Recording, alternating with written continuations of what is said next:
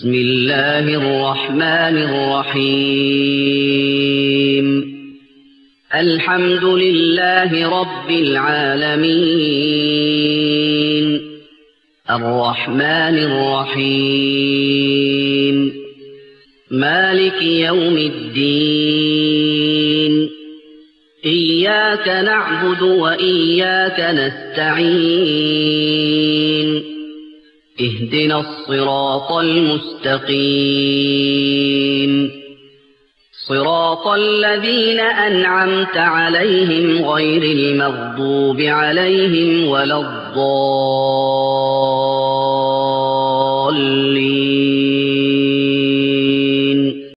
السلام عليكم ورحمة الله وبركاته.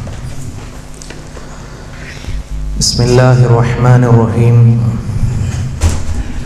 الحمد لله رب العالمين.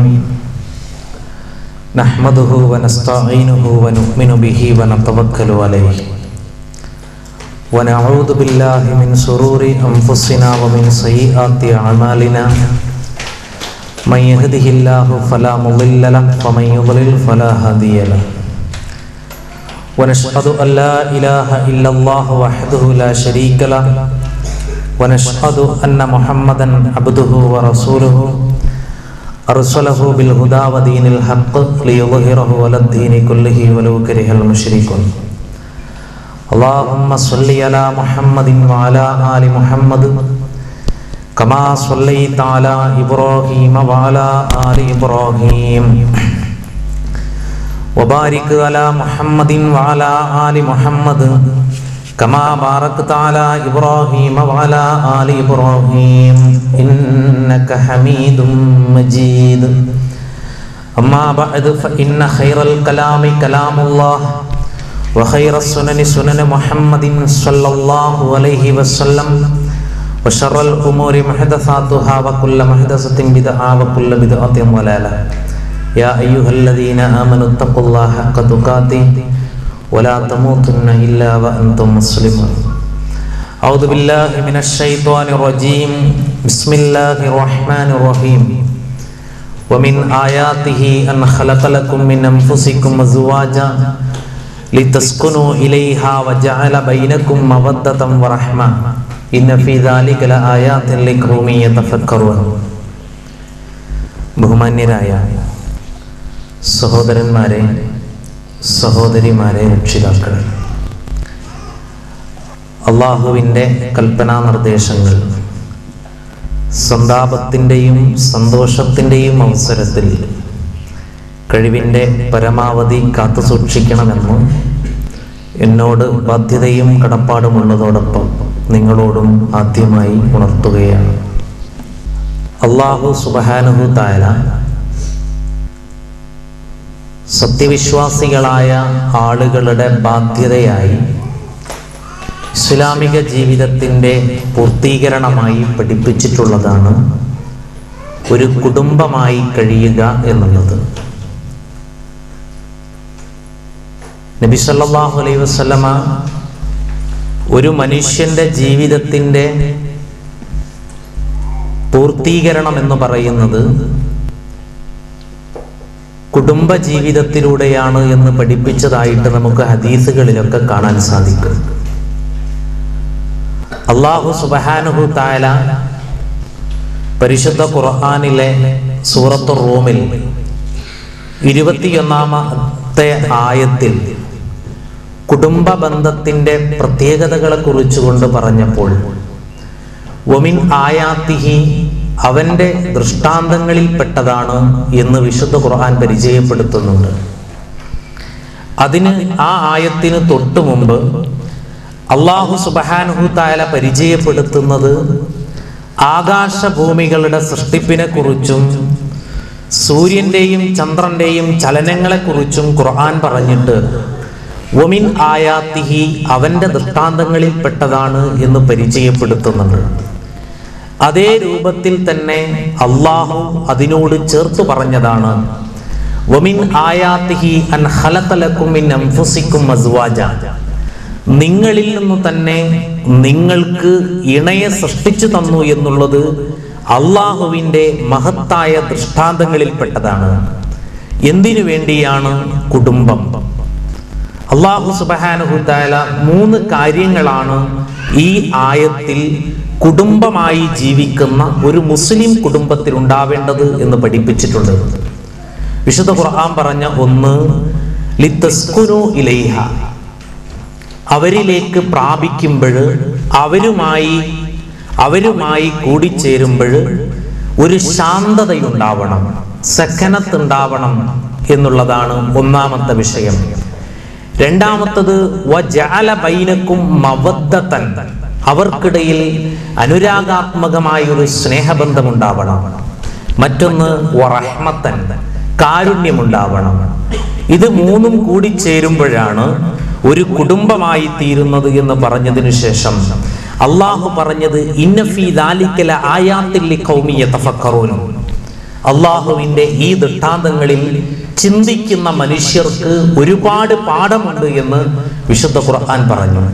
അത്രയും മഹത്തായ പ്രാധാന്യവും അത്രയും വിശാലമായ ഒരു കാഴ്ചപ്പാടും ഇസ്ലാമിന് കുടുംബത്തെക്കുറിച്ചുണ്ട് എന്നാണ് ഈ ആയത്തിൽ നിന്ന് അല്ലാഹു സുബ്ഹാനഹു തആല വളരെ കൃത്യമായിട്ട് നമ്മെ പഠിപ്പിക്കുന്നത്. ശരി, ഈ ആയത്തിന്റെ അടിസ്ഥാനത്തിൽ ഒരു കുടുംബത്തെക്കുറിച്ച് നമ്മൾ ആലോചിച്ചു നോക്കിയാൽ ഈ ആയത്തിൽ പറഞ്ഞിരിക്കുന്ന ഗുണങ്ങൾ യഥാർത്ഥത്തിൽ നമ്മുടെ കുടുംബത്തിൽ വന്നു ചേരുന്നുണ്ടോ എന്നുള്ളതിനെ കുറിച്ച് നമ്മുടെ ഭാഗത്തുനിന്ന് പുനരാലോചനകൾ ഉണ്ടാവേണ്ടതുണ്ട്. പ്രത്യേകിച്ച് ഈ വർത്തമാനകാല സാഹചര്യത്തിൽ 3 കാര്യങ്ങൾ അള്ളാഹു വിശുദ്ധ ഖുർആനിലൂടെ പഠിപ്പിക്കുകയും നബി സല്ലല്ലാഹു അലൈഹി വസല്ലമ ഒരു മനുഷ്യന്റെ സൗഭാഗ്യമായി എണ്ണിയിട്ടുള്ള 3 കാര്യങ്ങളുണ്ട്. 3 കാര്യങ്ങൾ ഉണ്ടായാൽ ഒരു മനുഷ്യന്റെ ഏറ്റവും വലിയ സൗഭാഗ്യമാണ് എന്ന് പ്രവാചകൻ പഠിപ്പിച്ചു. കുടുംബത്തിൽ അതിലൊന്ന് മർഅത്തുൻ സ്വാലിഹ, നല്ല ഒരു പെണ്ണ് ഇണയായി കൂടെ ഉണ്ടാവുക. മറ്റൊന്ന് മസ്കനുൻ സ്വാലിഹ, നല്ല ശാന്തമായ ഒരു ഭവനം ഉണ്ടാവുക. മറ്റൊന്ന് മർക്കബുൻ സ്വാലിഹ, ശാന്തമായ ഒരു നല്ല വാഹനം ഉണ്ടാവുക എന്നുള്ളതാണ് അല്ലാഹു സുബ്ഹാനഹു പ്രവാചകൻ പഠിപ്പിച്ചിരിക്കുന്ന ഒരു കുടുംബത്തിന്റെ സൗഭാഗ്യം. ഒരു മനുഷ്യന്റെ ദൗർഭാഗ്യമായി റസൂലുള്ളാഹി സ്വല്ലല്ലാഹു അലൈഹി വസല്ലമ പഠിപ്പിച്ചത് മോശമായ ഒരു ഭാര്യ, മോശമായ ഒരു വീട്, മോശമായ ഒരു വാഹനം. ഇതിൽ അടിസ്ഥാനപരമായി ഒരു കുടുംബത്തിന്റെ അടിത്തറ നന്നാവേണ്ടത് പ്രവാചകൻ പഠിപ്പിച്ചത് ആ വീട്ടിലുള്ള ആളുകളാണ്. ആ വീട്ടിലുള്ള ആളുകൾ നന്നാകുമ്പോൾ മാത്രമാണ് മസ്കൻ ഉണ്ടാവുകയുള്ളൂ. സക്കന എന്ന പദത്തിന്റെ അർത്ഥം അടങ്ങുക, ശാന്തമാവുക എന്നുള്ളതാണ്. അതാണ് നബി സല്ലല്ലാഹു അലൈഹി വസല്ലമ മസ്കൻ, ഒരു മനുഷ്യന്റെ വീടിനെ കുറിച്ച് പറഞ്ഞപ്പോൾ റസൂലുള്ളാഹി സ്വല്ലല്ലാഹു അലൈഹി വസല്ലമ പഠിപ്പിച്ചിട്ടുള്ള മസ്കനുൻ സ്വാലിഹത്ത്.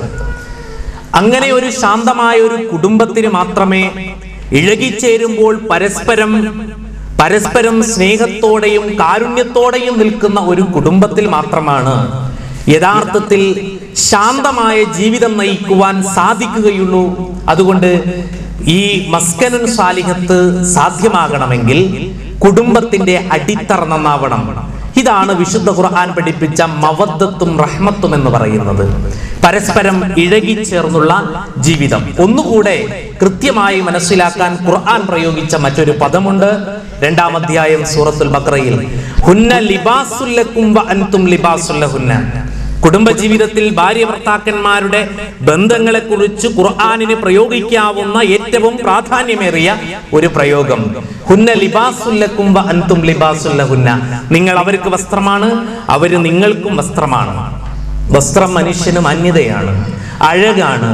നാം ധരിച്ചിരിക്കുന്ന വസ്ത്രങ്ങൾ നമ്മുടെ ജീവിതത്തിൽ ഏതെല്ലാം നൂലിഴകളിലെ വർണ്ണവിസ്മയങ്ങൾ നമ്മുടെ ജീവിതത്തിന് സൗന്ദര്യം നൽകുന്നുവോ അതുപോലെ ഭാര്യയും ഭർത്താവും പരസ്പരം വർണ്ണം നൽകി ജീവിക്കുവാൻ സാധിക്കണമെന്നുള്ളതാണ് ഖുർആനിന്റെ കാഴ്ചപ്പാട് എന്ന് പറയുന്നത്. ഹുന്ന ലിബാസുൽ ലക്കും വ അൻതും ലിബാസുൽ ലഹുന്ന. വസ്ത്രം മാന്യത നൽകുന്നത് പോലെ ഭർത്താവിന് ഭാര്യയും ഭാര്യയ്ക്ക് ഭർത്താവും മാന്യത നൽകിക്കൊണ്ട് ജീവിക്കണമെന്നുള്ളതാണ് ഖുർആനിന്റെ കാഴ്ചപ്പാട്. പക്ഷേ ഇന്നത്തെ അവസ്ഥ വളരെ ഖേദകരമെന്ന് പറയട്ടെ. ആധുനിക വസ്ത്രധാരണ രീതി പോലെ തന്നെ ആകുന്നുണ്ട് പലപ്പോഴും കുടുംബ ബന്ധങ്ങളും എന്ന് പറയാതിരിക്കാൻ നിർവാഹമില്ല. നാണം മറയ്ക്കാത്ത പുതിയ വസ്ത്രധാരണ രീതി പോലെ തന്നെയാണ് പരസ്പരം നാണം മറയ്ക്കാത്ത ദാമ്പത്യ ബന്ധങ്ങളുമായി തീരുന്നത് എന്നുള്ളത് വർത്തമാനകാല സാഹചര്യത്തിലെ വളരെ അപകടം പിടിച്ച ഒരു സത്യമാണ് എന്നുള്ളത് നമ്മൾ മനസ്സിലാക്കണം.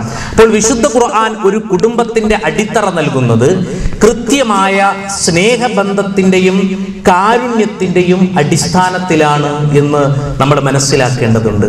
നമ്മൾ ആലോചിക്കേണ്ടത് അള്ളാഹുവിന്റെ പ്രവാചകൻ പഠിപ്പിച്ച ഒരു ഹദീസിൽ നമുക്ക് കാണുവാൻ സാധിക്കും. ഒരു മനുഷ്യനെ സംബന്ധിച്ചിടത്തോളം അവന്റെ സൗഭാഗ്യമായിട്ട് അല്ലെങ്കിൽ അള്ളാഹുവിനെ ആരാധിക്കുന്നത് കഴിഞ്ഞാൽ അവരേറ്റവും പ്രധാനപ്പെട്ടത് ഒരു നല്ല ഇണയായി ജീവിക്കുവാൻ സാധിക്കുക എന്നുള്ളതാണ്. ആ ഇണ പരസ്പരം നോക്കിയാൽ സന്തോഷിപ്പിക്കണം. വീട്ടിലേക്ക് കയറി വരുമ്പോൾ സമാധാനം ഉണ്ടാവണം. വീടുമായി ബന്ധപ്പെടുമ്പോൾ സമാധാനം ഉണ്ടാവണം. അങ്ങാടിയിൽ നിൽക്കുന്നതിനേക്കാളും എനിക്ക് ഏറ്റവും ഇഷ്ടം എൻ്റെ വീട്ടിന്റെ ഉള്ളറയാണ് എന്ന് ആ മനുഷ്യന്റെ മനസ്സിൽ തോന്നണം. ഇതാണ് ഒരു മനുഷ്യനെ സംബന്ധിച്ചിടത്തോളം അവന്റെ ഏറ്റവും വലിയ ഭാഗ്യമെന്ന് അള്ളാഹുവിന്റെ പ്രവാചകൻ പഠിപ്പിച്ചു. ഭർത്താവിന്റെ അഭാവത്തിൽ ഭർത്താവിന്റെ ശരീരത്തിനും ഭർത്താവിന്റെ സമ്പത്തിനും പൂർണ്ണമായ സംരക്ഷണം നൽകുന്ന ഒരു ഭാര്യ വീട്ടിലുണ്ടാവുക എന്നുള്ളതും പ്രയാസങ്ങളും പ്രതിസന്ധികളും ഉണ്ടാകുമ്പോൾ ഭർത്താവിനെ സ്നേഹിക്കുകയും തലോടുകയും ചെയ്തുകൊണ്ട് പരസ്പരം കണ്ടറിഞ്ഞും കേട്ടറിഞ്ഞും സഹകരിച്ചും സഹായിച്ചും കാരുണ്യത്തോടുകൂടെ പെരുമാറുക എന്നുള്ളത് ഒരു ആദർശ കുടുംബത്തിന്റെ ഒരു മുസ്ലിം കുടുംബത്തിന്റെ സ്വഭാവമായിരിക്കണമെന്ന് അള്ളാഹുവിന്റെ പ്രവാചകൻ മഹാനായ മുഹമ്മദ് മുസ്തഫ റസൂലുള്ളാഹി സ്വല്ലല്ലാഹു അലൈഹി വസല്ലമ കാണിച്ചു തന്നു. റസൂലുള്ള ഇത് ജീവിതത്തിൽ പകർത്തി കാണിച്ചു തന്നു. ആയിഷ ബീവിയുമായുള്ള സഹവാസം, മറ്റു ഭാര്യമാരുമായുള്ള സഹവാസത്തിലൊക്കെ അള്ളാഹുവിന്റെ പ്രവാചകൻ അടുക്കളയിൽ ഭാര്യയോടൊപ്പം ജോലി ചെയ്യുന്നുണ്ട്. പുറത്ത് പിന്നെ അവർ ഓട്ട മത്സരം നടത്തുന്നുണ്ട്. ആയിഷ ബീവി റളിയല്ലാഹു അൻഹയും പ്രവാചകനും കൂടെ ഓട്ട മത്സരം നടത്തുന്നു.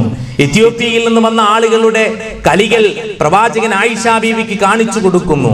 മാവ് കുഴക്കുമ്പോൾ ഉറങ്ങിപ്പോകുന്ന ആയിഷ ബീവിയെ സ്നേഹത്തോടെ പ്രവാചകൻ തട്ടിയുണർത്തുന്നു. ഇങ്ങനെ എത്ര ചരിത്ര സംഭവങ്ങൾ പ്രവാചകന്റെ ജീവിതത്തിൽ കാണാൻ നമുക്ക് സാധിക്കും. ഹിറാ ഗുഹയിൽ പൊൻവെളിച്ചവുമായി വീട്ടിലേക്ക് വരുമ്പോൾ ഖദീജ റളിയല്ലാഹു അൻഹ പ്രവാചകനെ സ്വീകരിച്ച രീതികൾ നമുക്കറിയാം. ആകെ പ്രയാസപ്പെട്ട് ബേജാറായി വരുന്ന നബി സല്ലല്ലാഹു അലൈഹി വസല്ലമ സമ്മിലൂനി യാ ഖദീജ, എന്നെയൊന്ന് പുതപ്പിക്കണം ഖദീജ. ഇത് പറയുമ്പോൾ അവിടെ ഒരു ഭർത്താവിന്റെ ആവശ്യം നിർവഹിച്ചു കൊടുക്കുന്ന ഖദീജ റളിയല്ലാഹു അൻഹയിൽ മഹത്തായ മാതൃകയുണ്ട് നമുക്ക്. അവിടെ ആദ്യം ഭർത്താവിന്റെ ആവശ്യം, നിങ്ങൾ എവിടെന്നാ വരുന്നത് എന്ന് ചോദിച്ചില്ല, എന്താണ് പ്രശ്നമെന്ന് ചോദിച്ചില്ല. ഭർത്താവിന്റെ ആ സമയത്തുള്ള ആവശ്യം നിറവേറ്റുകയും പ്രവാചകൻ സല്ലല്ലാഹു അലൈഹി വസല്ലമ മറ്റൊരു സ്ഥലത്തേക്കും പോകാതെ വീട്ടിലേക്ക് ഓടിപ്പോയത് തന്റെ ഭാര്യയിൽ നിന്ന് തനിക്ക് ലഭിക്കാവുന്ന സ്നേഹവും ലാളനയും ഓർത്തുകൊണ്ടാണ് എന്നുള്ളതും കൂടെ നമ്മൾ മനസ്സിലാക്കണം. പ്രശ്നമുണ്ടാകുമ്പോൾ പ്രയാസമുണ്ടാകുമ്പോൾ പോലും പരിഹാരത്തിന്റെ കേന്ദ്രങ്ങളായി വീടുകൾ ശാന്തതയോടുകൂടെ മാറണം എന്നുള്ളതാണ് ഇസ്ലാമിന്റെ കാഴ്ചപ്പാട്. ഒരിക്കൽ അലി ഇബ്നു അബീ ത്വാലിബ് റളിയല്ലാഹു അൻഹുവും ഫാത്തിമ റളിയല്ലാഹു അൻഹയും തമ്മിലുണ്ടായ ഒരു സംഭാഷണമുണ്ട്. ഫാത്തിമ റളിയല്ലാഹു അൻഹയ്ക്ക് മധുരം കഴിക്കാൻ വല്ലാത്ത ആഗ്രഹമുണ്ടായി. ദാരിദ്ര്യത്തിന്റെ പടുകുഴിയിൽ ജീവിച്ച ആ കാലഘട്ടത്തിൽ ഒരുക്കിക്കൂട്ടി വെച്ച പണവുമായി കൊണ്ട് മഹാനായ അലി ഇബ്നു അബീ ത്വാലിബ് റളിയല്ലാഹു അൻഹു ചന്തയിലേക്ക് പോയി. അവിടെ എത്തിയിട്ട് കുറച്ച് ഈത്തപ്പഴം വാങ്ങി തിരിച്ചു വരുന്നു. ഭാര്യയുടെ പ്രിയതമയുടെ ആഗ്രഹം നിറവേറ്റാൻ സാധിച്ചല്ലോ എന്നുള്ള ഭർത്താവിന്റെ അമിതമായ ആഗ്രഹമുണ്ട്. വഴിയോരത്താണ് വിശന്നു നിൽക്കുന്ന ഒരു മനുഷ്യനെ കാണുന്നത്. ആ മനുഷ്യൻ കൈനീട്ടിയപ്പോൾ ഈ ഈത്തപ്പഴച്ചുളകൾ അയാൾക്ക് നൽകി. മധുരം പ്രതീക്ഷിച്ചു നിൽക്കുന്ന ഭാര്യ അലി ഇബ്നു അബീ ത്വാലിബ് റളിയല്ലാഹു അൻഹുവിന്റെ വരവ് കണ്ടപ്പോൾ ഫാത്തിമ റളിയല്ലാഹു അൻഹാക്ക് വല്ലാത്ത സന്തോഷമായി. വീട്ടിലെത്തിയിട്ട് ഫാത്തിമയെ വിളിച്ചുകൊണ്ട് പറഞ്ഞത്, ഫാത്തിമ, നിനക്കായിട്ട് ഞാൻ മധുരം വാങ്ങി വരികയായിരുന്നു, പക്ഷേ വഴിയോരത്ത് വിശന്നു നിൽക്കുന്ന ഒരു മനുഷ്യനെ കണ്ടു. ഒരു മധുരമായ വാർത്ത നിനക്ക് പറഞ്ഞു തരട്ടെ ഞാനെന്ന്. ഫാത്തിമ റളിയല്ലാഹു അൻഹയുടെ കണ്ണു നിറഞ്ഞു. അവര് പറഞ്ഞു, അലി ഇബ്നു അബീ ത്വാലിബ്, താങ്കൾ കൊണ്ടുവന്നിരിക്കുന്ന ആ ഈത്തപ്പഴച്ചുളകളെക്കാളും എന്റെ വയറ് നിറഞ്ഞു. എന്തൊരു മധുരമായ വർത്തമാനമാണ് നിങ്ങൾ പറഞ്ഞത്. നാളെ അല്ലാഹുവിന്റെ കോടതിയിൽ പരലോകത്ത് വെച്ചുകൊണ്ട് നമുക്ക് ഗുണം ലഭിക്കുന്ന ഒരു കാര്യമാണല്ലോ അങ്ങ് പറഞ്ഞിരിക്കുന്നത് എന്ന് വളരെ കൃത്യമായി കൊണ്ട് പറയുകയാണ്. നമ്മൾ ആലോചിച്ചു നോക്കൂ, എന്തൊരു ദാമ്പത്യമാണ്. അല്ലാഹുവിന്റെ പ്രവാചകൻ വളർത്തിയെടുത്തൊരു കുടുംബത്തിന്റെ ചിത്രമാണത്. അവിടെയാണ് പരസ്പരം അറിഞ്ഞു സ്നേഹിക്കുന്നത്. അതിനാണ് ഖുർആൻ മവദ്ദത്ത് എന്ന് പ്രയോഗിച്ചത്. അറിഞ്ഞു സ്നേഹിക്കണം. വിവാഹം കഴിയുന്നത് വരെയുള്ള സ്നേഹമല്ല, വിവാഹത്തിനു ശേഷം കുടുംബജീവിതത്തിൽ അറിഞ്ഞു സ്നേഹിക്കുവാനുള്ള മനസ്സുണ്ടാവുക എന്നുള്ളതാണ് ഇസ്ലാമിന്റെ കാഴ്ചപ്പാട്. പുതിയ തലമുറയിൽ വിവാഹം കഴിയുവോളവുമാണ് സ്നേഹം. വിവാഹത്തിന് വേണ്ടി ഡേറ്റ് നിശ്ചയിച്ചത് മുതൽ മൊബൈൽ ഫോണുകൾ കൈമാറ്റം ചെയ്യപ്പെടുകയാണ്. എന്നിട്ട് മണിക്കൂറുകളോളം സംസാരിക്കുകയാണ്. മണിക്കൂറുകളോളം സംസാരിച്ച് നിക്കാഹിന് മുമ്പേ യാതൊരർത്ഥത്തിലും ഹലാലാകാത്ത ബന്ധത്തിലൂടെ മണിക്കൂറുകളോളം സംസാരിച്ച് എല്ലാ രൂപത്തിലുമുള്ള വർത്തമാനങ്ങൾ കഴിഞ്ഞ് വിവാഹത്തിനു ശേഷം പരസ്പരം അറിയാനും പരസ്പരം സ്നേഹിക്കുവാനും സാധിക്കാതെ പ്രയാസപ്പെടുന്ന ഒരവസ്ഥ നമ്മുടെ സമൂഹത്തിലുണ്ട്. കേരളത്തിലെ കഴിഞ്ഞ 1.5 വർഷങ്ങൾക്ക് മുമ്പ് ഞാൻ ഓർക്കുന്നു, കണ്ണൂർ ജില്ലയിൽ ഒരു പ്രത്യേകമായ ഒരു മീറ്റിംഗ് നടന്നു. അത് വിവാഹമോചിതരായ ആളുകൾക്കുള്ള തൊഴിൽ പരിശീലനമായിരുന്നു. അതിൽ പങ്കെടുത്ത ഏതാണ്ട് 80% സ്ത്രീകളും മുസ്ലിം സമൂഹത്തിലുള്ളവരായിരുന്നു. നമ്മൾ ആലോചിച്ചു നോക്കണം, ഈ രൂപത്തിൽ കുടുംബത്തെ കണ്ടറിഞ്ഞു സ്നേഹിക്കുവാൻ സാധിക്കാത്തത് കൊണ്ടും വളർന്നു വരുന്ന വലിയ സ്വപ്നങ്ങൾ വിവാഹ ജീവിതത്തിലൂടെ സാധ്യമാകാതെ വരികയും കുടുംബത്തിൽ അതിലുള്ള സാധ്യതകൾ കണ്ടെത്താതിരിക്കുകയും പരസ്പരം പൊരുത്തപ്പെടാതിരിക്കുകയും ചെയ്യുമ്പോൾ സ്വാഭാവികമായും വിശുദ്ധ ഖുർആൻ മുന്നോട്ട് വെച്ചിരിക്കുന്ന ഒരു ഉദാത്തമായ ഒരു കുടുംബത്തിന്റെ സംവിധാനം നമ്മുടെ സമൂഹത്തിൽ നിന്ന് കൈമോശം വന്നു പോയിട്ടുണ്ട് എന്ന് പറയാതിരിക്കാൻ നിർവാഹമില്ല. പരസ്പരം വിശ്വാസത്തിലെടുക്കാൻ നമുക്ക് സാധിക്കണം. എന്തിനേയും ബിസിനസ് ആക്കുക എന്നുള്ള പുതിയ സമൂഹത്തിന്റെ പുതിയ തന്ത്രങ്ങൾക്ക് മുമ്പിൽ ദാമ്പത്യ ബന്ധങ്ങളെ വരെ വിലമതിക്കാൻ കഴിയാതെ വിറ്റഴിക്കപ്പെടുന്ന മാർക്കറ്റുകളിലേക്ക് വിറ്റഴിക്കപ്പെടുന്ന അവസ്ഥകൾ പോലും ഉണ്ടായിട്ടുണ്ട്. കഴിഞ്ഞ 1.5 മാസങ്ങൾക്ക് മുമ്പ് നമ്മുടെ വനിതാ കമ്മീഷൻ, കേരളത്തിലെ വനിതാ കമ്മീഷന്റെ മുമ്പിൽ വന്ന ഒരു കേസിനെ കുറിച്ച് അവർ പറഞ്ഞു, തന്റെ ജീവിതത്തിൽ താൻ ഏറെ സ്നേഹിക്കുന്ന ഭർത്താവ് സ്വന്തം ഭാര്യയുടെ ചിത്രങ്ങൾ ഇന്റർനെറ്റിലേക്ക് പ്രചരിപ്പിക്കാൻ പോകുന്നു. സ്വന്തം ഭർത്താവിന്റെ കയ്യിൽ നിന്ന് എന്നെ രക്ഷപ്പെടുത്തണമെന്ന് പറഞ്ഞുകൊണ്ട് തിരുവനന്തപുരത്ത് വനിതാ കമ്മീഷന്റെ മുന്നിൽ പോയിട്ട് ഒരു പെൺകുട്ടി നൊമ്പരപ്പെടുകയാണ്. ആരിൽ നിന്ന് രക്ഷപ്പെടുത്തണം? അയൽവാസിയിൽ നിന്നല്ല. ആരിൽ നിന്നാണ് രക്ഷപ്പെടുത്തേണ്ടത്? തന്റെ മിന്നുകെട്ടി ഒരു കരാറിലൂടെ ഉറപ്പിച്ച് തന്റെ സംരക്ഷണം ഏറ്റെടുക്കാമെന്ന് ഉറപ്പുള്ള ഒരു സമൂഹത്തിലെ വലിയ ഉത്തരവാദിത്തം ഏറ്റെടുത്തിരിക്കുന്ന ഒരു സമൂഹത്തിൽ നിന്നുകൊണ്ടാണ് ഈ പെൺകുട്ടിക്ക് ഈ വിലാപം പറയേണ്ടി വന്നത്. നമ്മൾ ആലോചിച്ച് നോക്കണം. ഇവിടെയാണ് വിശുദ്ധ ഖുർആൻ പറഞ്ഞ വമിൻ ആയാതിഹി അൻ ഖലഖലകും മിൻ അൻഫുസികും അസ്വാജ, നിങ്ങളിൽ നിന്ന് തന്നെ നിങ്ങൾക്ക് അല്ലാഹു നിശ്ചയിച്ചിരിക്കുന്ന ഒരു ഇണയെ നിങ്ങൾക്ക് ഇണയാക്കി തന്നിരിക്കുന്നത് നിങ്ങൾ പരസ്പരം കണ്ടറിഞ്ഞ് സ്നേഹിക്കുവാൻ, പരസ്പരം മനസ്സിലാക്കി സ്നേഹിക്കുവാൻ വേണ്ടിയിട്ടാണ് എന്നാണ്. നോക്കൂ, നിങ്ങൾ മഹാനായ പ്രവാചകൻ മുഹമ്മദ് നബി സല്ലല്ലാഹു അലൈഹി വസല്ലം ഹജ്ജത്തുൽ വിദായിൽ വെച്ചുകൊണ്ട് അവസാനമായി പ്രഭാഷണം നടത്തുമ്പോൾ 10,000-കണക്കിന് ആളുകളെ ഒരുമിച്ച് കൂട്ടിക്കൊണ്ട് അല്ലാഹുവിന്റെ പടച്ച തമ്പുരാനെ മാത്രം ആരാധിക്കണം, സുന്നത്തും കിതാബും ഒക്കെ മുറുകെ പിടിക്കണം എന്ന് പറഞ്ഞതിന് ശേഷം ഭാര്യമാരോടും ഭർത്താക്കന്മാരോടുമുള്ള ഉപദേശമാണ് നൽകിയത്. എന്തേ ആ വിഷയത്തിന് പ്രാധാന്യം കൊടുത്തത്? സമൂഹത്തിലെ നന്മകൾ നിലനിൽക്കുന്നത്, ഒരു സമൂഹം ധാർമ്മികപരമായി ഉയർന്നു നിൽക്കണമെങ്കിൽ സ്വാഭാവികമായും ആദർശപരമായ ഒരു കുടുംബം നിലനിൽക്കണം. ആ ആദർശ കുടുംബം നിലനിന്നെങ്കിൽ മാത്രമേ ഇസ്ലാമിക സമൂഹത്തിന് നിലനിൽപ്പുണ്ടാവുകയുള്ളൂ. അതേപോലെ തന്നെ കൃത്യമായ രൂപത്തിലുള്ള ഒരു സമൂഹം, ധാർമ്മിക ബോധമുള്ള ഒരു സമൂഹം ഇവിടെ വളർന്നു വരികയുള്ളൂ എന്നുള്ളത് കൊണ്ടാണ് അള്ളാഹുവിന്റെ പ്രവാചകൻ ഹജ്ജത്തുൽ വിദായിൽ വെച്ചുകൊണ്ട് പുരുഷന്മാരെ വിളിച്ചുകൊണ്ട് നിങ്ങളുടെ ഭാര്യമാരോട് നിങ്ങൾക്ക് ചില അവകാശങ്ങളുണ്ട്, നിങ്ങൾ എന്താണോ ഉടുക്കുന്നത് അതേപോലെയുള്ള വസ്ത്രം നിങ്ങൾ അവർക്ക് വാങ്ങിക്കൊടുക്കണം, നിങ്ങൾ എന്താണോ കഴിക്കുന്നത് അതുപോലെ അവരുടെ ഭക്ഷണം കഴിപ്പിക്കണം, നിങ്ങൾ അവരുടെ മുഖത്തടിക്കരുത്, മണിയറയിൽ വെച്ചല്ലാതെ നിങ്ങൾ അവരെ ശകാരിക്കരുത് എന്നൊക്കെ അള്ളാഹുവിന്റെ പ്രവാചകൻ ഒരു ആദർശ കുടുംബത്തിന്റെ ഭാഗമായിട്ട് പഠിപ്പിച്ചത്. അതേപോലെ തന്നെ സ്ത്രീകളോടും പറഞ്ഞു, നിങ്ങൾക്ക് ഭർത്താവിന്റെ കാര്യത്തിൽ ചില കടമകൾ കടമകളും കടപ്പാടുകളുമുണ്ട്. നിങ്ങൾ വീട്ടിന്റെ ഉത്തരവാദിത്തം ഏറ്റെടുത്തവരാണ്. നിങ്ങൾ റാഇയത്താണ്. നിങ്ങൾക്ക് ഭർത്താവിന്റെ വീട്ടിൽ ചില ഉത്തരവാദിത്തങ്ങളുണ്ട്. അത് നിങ്ങൾ കൃത്യമായി നിർവഹിക്കണം. ഭർത്താവിന്റെ അഭാവത്തിൽ ഒരു മനുഷ്യനെയും നിങ്ങളുടെ വിരിപ്പിൽ ചവിട്ടാൻ അനുവദിക്കരുത് എന്ന് അള്ളാഹുവിന്റെ പ്രവാചകൻ ആവർത്തിച്ച് പറഞ്ഞു. എന്നിട്ട് പറഞ്ഞു, ഭർത്താവിന്റെ ശരീരത്തിന് സംരക്ഷണം കൊടുക്കാത്ത സ്ത്രീകൾ, ഏതൊരു സ്ത്രീയുണ്ടോ രാവ് പുലരുവോളവും അവരെ മലക്കുകൾ ശപിച്ചുകൊണ്ടിരിക്കുമെന്ന് അള്ളാഹുവിന്റെ പ്രവാചകൻ പറഞ്ഞു. എന്തിനാണ് ഈ കാര്യം പറഞ്ഞത്? ഒരു നല്ല കുടുംബം ഉണ്ടാകണം, ഒരു നല്ല സമൂഹം ഉണ്ടാവണം. ഒരു ധാർമ്മികമായ ഒരു കുടുംബത്തിലൂടെ മാത്രമേ ഒരു ധാർമ്മികതയുള്ള ഒരു സമൂഹം ഉണ്ടാവുകയുള്ളൂ എന്നുള്ളത് കൊണ്ട് തന്നെ വിശുദ്ധ ഖുർആൻ കുടുംബത്തിനേറെ പ്രാധാന്യം കൊടുത്തു എന്നുള്ളത് നമുക്ക് കാണുവാൻ സാധിക്കും. പരസ്പരം അവകാശങ്ങളെ പങ്കുവെച്ചുകൊണ്ടുള്ള കാര്യങ്ങളാണ് യഥാർത്ഥത്തിൽ അള്ളാഹുവിന്റെ പ്രവാചകൻ വളരെ കൃത്യമായി പഠിപ്പിച്ചത്. അള്ളാഹു വിശുദ്ധ ഖുർആനിലൂടെ പഠിപ്പിച്ചു, സ്ത്രീകളുടെ ഉത്തരവാദിത്തം പുരുഷന്മാരുടെ കൈകളിലാണ്. തീർച്ചയായിട്ടും ആ ഉത്തരവാദിത്തം ഏറ്റെടുക്കണം. അത് വിശുദ്ധ ഖുർആൻ ഏൽപ്പിക്കപ്പെട്ടിരിക്കുന്ന മഹത്തായ അമാനത്തായിട്ടാണ് അള്ളാഹുവിന്റെ പ്രവാചകൻ പഠിപ്പിച്ചത്. അമാനത്ത്, വിശ്വസിച്ചേൽപ്പിക്കപ്പെട്ട ഒരു മുതലാണ് യഥാർത്ഥത്തിൽ ഭാര്യയും ഭർത്താവും എന്ന് പറയുന്നത്. അത് പരസ്പരം കൈകാര്യം ചെയ്യുമ്പോൾ കൃത്യമായി അത് പടച്ച തമ്പുരാന്റെ മുമ്പിൽ ചോദ്യം ചെയ്യപ്പെടുന്നതാണ് എന്നുള്ള രൂപത്തിൽ നമ്മൾ കൃത്യമായി അതിനെ മനസ്സിലാക്കണം. ഭർത്താവിന്റെ അഭാവത്തിൽ എന്റെ ഭാര്യ അങ്ങനെ തന്നെയാണ്, അല്ലെങ്കിൽ എന്റെ ഭർത്താവ് ഒന്നിനും കൊള്ളില്ല, ഈ വർത്തമാനം പറയുന്നത് അള്ളാഹുവിന്റെ പ്രവാചകൻ വിരോധിച്ചു. അതുകൊണ്ടാണ് പറഞ്ഞത്, നിങ്ങളുടെ കിടപ്പറയിൽ വെച്ചുകൊണ്ട് നിങ്ങളുടെ ഭാര്യയെ നിങ്ങൾക്ക് ശകാരിക്കാം, പക്ഷേ പുറത്ത് നിങ്ങളുടെ ഭാര്യയെ കുറിച്ച് നിങ്ങൾ പറയുമ്പോൾ, അല്ലെങ്കിൽ നിങ്ങളുടെ ഭർത്താവിനെ കുറിച്ച് നിങ്ങൾ അഭിപ്രായം പറയുമ്പോൾ, അവിടെ നിങ്ങൾ എടുക്കേണ്ട നിലപാടുകൾ എന്ന് പറയുന്നത് കൃത്യമായി അവരെ കുറിച്ചുള്ള നല്ലത് മാത്രമാണ് നിങ്ങൾ പറയേണ്ടത് എന്ന് അല്ലാഹു സുബ്ഹാനഹു തആല വിശുദ്ധ ഖുർആനിലൂടെയും പ്രവാചകൻ സല്ലല്ലാഹു അലൈഹി വസല്ലമ അവിടുത്തെ വചനങ്ങളിലൂടെയും നമ്മെ പഠിപ്പിച്ചിരിക്കുന്നു. നമ്മൾ ആലോചിച്ച് നോക്കുക. അപ്പൊ ഉത്തരവാദിത്ത ബോധം പുരുഷനുണ്ട്. അവരെ പൂർണ്ണമായി സംരക്ഷണം ഏറ്റെടുത്തുകൊണ്ട് എങ്ങനെ ഏതെല്ലാം രൂപത്തിൽ സംരക്ഷിക്കുവാൻ കഴിയുമോ ആ സംരക്ഷണം അവർക്ക് എത്തിച്ചു കൊടുക്കുക എന്നുള്ളത് പുരുഷന്റെ ബാധ്യതയായിട്ട് അള്ളാഹുവിന്റെ പ്രവാചകൻ പഠിപ്പിച്ചു. മാത്രവുമല്ല, ഏറ്റവും നല്ല മനുഷ്യനെ കുറിച്ച് പ്രവാചകൻ പറഞ്ഞു, നിങ്ങളിൽ ഏറ്റവും നല്ല മനുഷ്യൻ ഭാര്യയോട് ഏറ്റവും നന്നായി പെരുമാറുന്നവരാണ്. നന്നായി പെരുമാറണം ഭാര്യയോട്. നിങ്ങളിൽ ഏറ്റവും ഉത്തമനായിട്ടുള്ളവൻ നിങ്ങളുടെ ഇണയോട് നിങ്ങളുടെ നാട്ടിൽ എത്ര മാന്യനാണെങ്കിലും, നാട്ടിലും ഓഫീസിലും മാന്യനായിരിക്കാം, പക്ഷേ സ്വന്തം അടുക്കളയിൽ മാന്യത കെട്ട് പെരുമാറിയാൽ ആ മനുഷ്യന് നല്ല മനസ്സുള്ളവനായി തീരാൻ കഴിയില്ലെന്ന് പഠിപ്പിച്ചത് അള്ളാഹുവിന്റെ പ്രവാചകനാണ്. നോക്കൂ നിങ്ങൾ, ആയിഷ റളിയല്ലാഹു അൻഹാക്ക് ദേഷ്യം വരുമ്പോൾ, ഒരു ദിവസം ഒരു പാത്രത്തിന് ഒരൊറ്റ തട്ട് കൊടുത്തു. പാത്രം തകിടുപൊടിയായി. ആ വീട്ടിന്റെ അകത്തളങ്ങളിൽ നിന്ന് പ്രവാചകൻ അത് വാരിക്കൂട്ടുകയാണ്.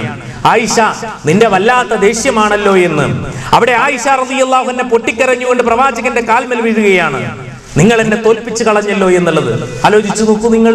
എന്തൊരു ബന്ധമാണ്, എന്തൊരു സ്നേഹമാണ്. ഭാര്യയോട് ഏറ്റവും നന്നായി പെരുമാറുക. ഭർത്താവ് എന്ത് നല്ല കാര്യം ആവശ്യപ്പെട്ടാലും അതിൽ സഹകാരികളാവുക.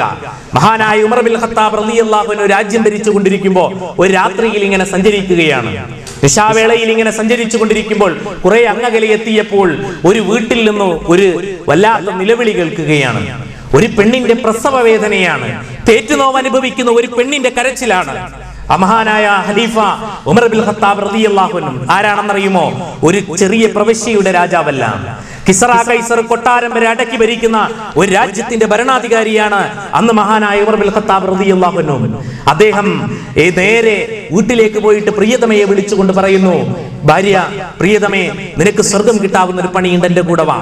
ആ രാത്രിയിൽ വിളിച്ചുണർത്തിയിട്ട് ആ വീട്ടിലേക്ക് കയറി ചെല്ലുന്നു മഹാനായ ഉമർ ബിൻ ഖത്താബ് റളിയല്ലാഹു അൻഹു.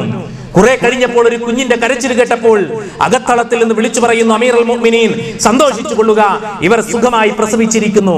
ഒരു നാട്ടിലെ സാധാരണക്കാരുടെ പേറ്റെടുക്കുന്നത് ആ നാട്ടിലെ ഭരണാധികാരിയുടെ ഭാര്യയാണ് എന്ന് പറയുമ്പോൾ ആദർശത്തിൽ സഹകാരികളായിക്കൊണ്ട് ജീവിച്ച ഉദാത്തമായ മാതൃകാപരമായ ദമ്പതികളെയാണ് നമുക്ക് കാണാൻ സാധിച്ചത്. ഖുർആൻ വളർത്തിയെടുത്തതാണ്. ഉഖാലയിലെയും മജന്നയിലെയും ചന്തകളിൽ പേര് കേട്ട പോക്കിരിയായിരുന്ന ഒരു മനുഷ്യനെ ഈ രൂപത്തിലേക്ക് പരിവർത്തിപ്പിച്ച് കുടുംബ സംവിധാനത്തിലൂടെ ഉദാത്തമായ മേഖലകളിലേക്ക് എത്തിച്ചത് വിശുദ്ധ ഖുർആനാണെന്ന് നമ്മൾ മനസ്സിലാക്കേണ്ടതുണ്ട്. നോക്കൂ നിങ്ങൾ, ഈ ഒരു ആദർശ ബന്ധത്തിന് പ്രത്യേകത കൊടുക്കണം. ഇതെങ്ങനെ ഉണ്ടാകും? ഈ കുടുംബം ഉണ്ടാകണമെങ്കിൽ ആദ്യമായി ശ്രദ്ധിക്കേണ്ടത് ആദർശ ബന്ധത്തിന് തുടക്കം കുറിക്കണം. അതിന് ദീന് വേണം. ദീനുള്ളവർ തമ്മിൽ ചേരണം. പണവും തമ്മിലല്ല ചേരേണ്ടത്. തറവാടും തമ്മിലല്ല ചേരേണ്ടത്. വ്യക്തിബന്ധങ്ങളും തമ്മിലല്ല ചേരേണ്ടത്. പരസ്പരം മതവും തമ്മിൽ ചേരണം. മതം എന്ന് പറയുന്നത് അറബി കോളേജിൽ പഠിക്കലല്ല. ഒരു കൃത്യമായ ഒരു കുടുംബത്തിന്റെ ഉത്തരവാദിത്തം എന്താണ് ഏറ്റെടുത്ത് നിർവഹിക്കുവാൻ ഗൽപ്പുള്ള ആളുകൾ തമ്മിലായിരിക്കണം വിവാഹം നടക്കേണ്ടത്.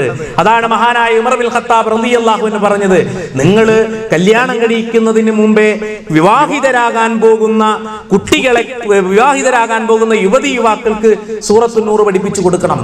മഹല്ലിൽ സംവിധാനം ഉണ്ടാവണം. എന്താണ് കുടുംബമെന്നും എന്താണ് കുടുംബ ജീവിതത്തിന്റെ പ്രത്യേകത എന്നും എന്താണ് കുടുംബത്തിൽ പാലിക്കേണ്ട മാന്യത എന്നും എങ്ങനെയാണ് പെരുമാറേണ്ടത് എന്നും അവരെ പഠിപ്പിച്ച് അതിന്റെ കോഴ്സ് കഴിഞ്ഞതിന് ശേഷം മാത്രമാണ് അവരെ വിവാഹം കഴിപ്പിക്കേണ്ടത് എന്നുള്ളതിനെ കുറിച്ച് അല്ലാഹുവിന്റെ മഹാനായ ഉമർ ബിൻ ഖത്താബ് റളിയല്ലാഹു അൻഹു നൂറ്റാണ്ടുകൾക്ക് മുമ്പ് ഉണർത്തിയിട്ടുണ്ട്. അങ്ങനെ ഒരു സംവിധാനം നമ്മുടെ സമൂഹത്തിലുണ്ടോ? ക്രിസ്ത്യാനികൾക്കുണ്ട്. സൺഡേ ക്ലാസ്സുകളിൽ വിവാഹിതരാകുന്നതിന് മുമ്പേ വിവാഹത്തെ കുറിച്ചുള്ള കാഴ്ചപ്പാടുകളെ കുറിച്ച് വിശദീകരിച്ചു കൊടുക്കുന്നു. നമ്മുടെ സമൂഹത്തിലോ വല്ലാത്ത സ്വപ്നം കാണുന്നു. ഡ്രീം ലൈഫിൽ നിന്ന് റിയൽ ലൈഫിലേക്ക് വരുമ്പോൾ, സ്വപ്നലോകത്തിൽ നിന്ന് യാഥാർത്ഥ്യ ലോകത്തിലേക്ക് വരുമ്പോൾ, കണ്ടതും കേട്ടതും തനിക്ക് കിട്ടാതിരിക്കുമ്പോൾ സ്വാഭാവികമായും അസ്വാരസ്യങ്ങൾ ഉണ്ടാകുന്നു. വിവാഹത്തെക്കാളും സ്പീഡിൽ ത്വലാഖുകളാണ് നമ്മുടെ കേരളത്തിൽ നടന്നുകൊണ്ടിരിക്കുന്നത്. നിസ്സാരമായ പ്രശ്നങ്ങൾക്ക് നോക്കൂ നിങ്ങൾ, എന്തുകൊണ്ടാണ്? മതത്തെ പഠിക്കാത്തത് കൊണ്ടും കണ്ടറിഞ്ഞുകൊണ്ട് വിശുദ്ധ ഖുർആൻ നിന്നിട്ട് ഇണയെ തിരഞ്ഞെടുക്കാത്തത് കൊണ്ടുമാണ്.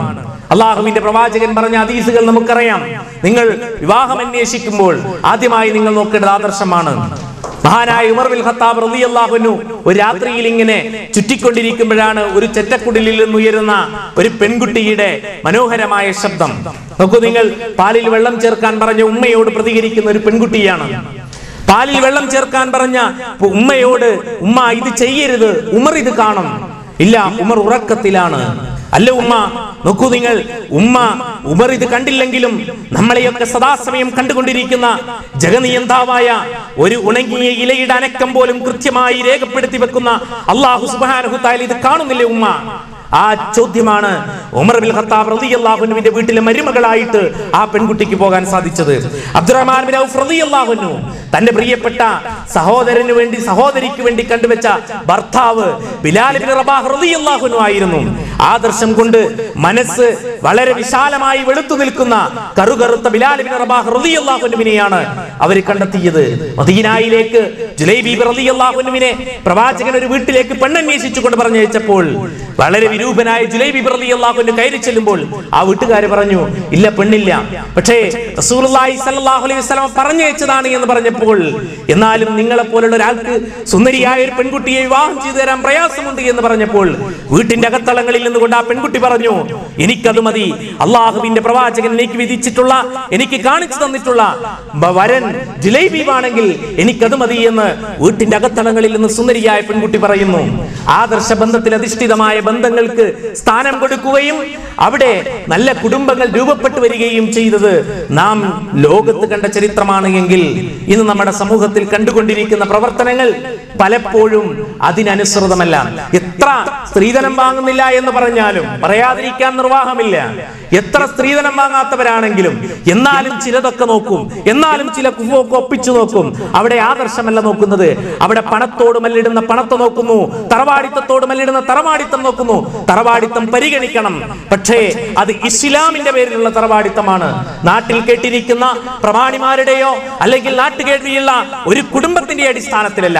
പകരം ആദർശ ബന്ധത്തിൽ അധിഷ്ഠിതമായി അള്ളാഹുവിനെയും അതേപോലെ തന്നെ വിശുദ്ധ ഖുർആനും അനുസരിച്ചുകൊണ്ട് തിരുസുന്നത്തും അനുസരിച്ചുകൊണ്ട് ജീവിക്കുകയും അതിന്റെ അടിസ്ഥാനത്തിൽ കുടുംബത്തെ കെട്ടിപ്പടുക്കുകയും ചെയ്യുന്ന ഒരു കുടുംബത്തെയാണ് യഥാർത്ഥത്തിൽ ഉണ്ടാക്കിയെടുക്കേണ്ടത് എന്നാണ് അല്ലാഹു സുബ്ഹാനഹു തആല പഠിപ്പിച്ചത്. അതാണ് അള്ളാഹ് പറഞ്ഞത്. റസൂലുള്ളാഹി സ്വല്ലല്ലാഹു അലൈഹി വസല്ലം പറഞ്ഞതാണ്, നിങ്ങൾക്ക് ഒരു വെളുത്ത സ്വതന്ത്രയായ ഒരു സ്ത്രീയെക്കാളും സ്വഭാവദൂഷ്യമുള്ള ഒരു സ്ത്രീയെക്കാളും നിങ്ങൾക്ക് നല്ലത് ഒരടിമയായ ഒരു പെണ്ണാണ് എന്ന്, സ്വഭാവശുദ്ധിയുള്ള ഒരു അടിമയായ പെണ്ണാണ് എന്ന്. നോക്കൂ നിങ്ങൾ, ഇല്ലെങ്കിൽ കുടുംബത്തിൽ പ്രയാസമുണ്ടാകും. ഒരു താളാത്മകതയുണ്ട് കുടുംബത്തിന്, ഒരു സംഗീതാത്മകമായ ഒരു ശൈലിയുണ്ട് കുടുംബത്തിന്. സ്വാഭാവികമായും അത് തെറ്റും. ആ ഓളം തെറ്റിയാൽ കുടുംബത്തിന്റെ ഒരുപാട് പ്രയാസങ്ങൾ ഉണ്ടാകും. ആ ഓളം തെറ്റിയാൽ കുടുംബത്തിൽ വളർന്നു വരുന്ന മക്കളുടെ താളം തെറ്റും. അവിടെ നിന്ന് വരുന്ന അവരിൽ നിന്ന് വരുന്ന കുടുംബത്തിന്റെ താളവും തെറ്റും. പ്രയാസങ്ങൾ ഉണ്ടാകും. എന്തെല്ലാം പ്രയാസങ്ങൾ ഉണ്ടാവുന്നു എനിക്കറിയാം. ഞാൻ ജോലി ചെയ്യുന്ന സ്കൂളില് ഒരാഴ്ച ഉമ്മയുടെ വീട്ടിൽ, ഒരാഴ്ച ഉപ്പയുടെ വീട്ടിൽ തർക്കമുണ്ടാകുന്നു. സ്കൂളിൽ പോലും തർക്കമുണ്ടാകുന്നു.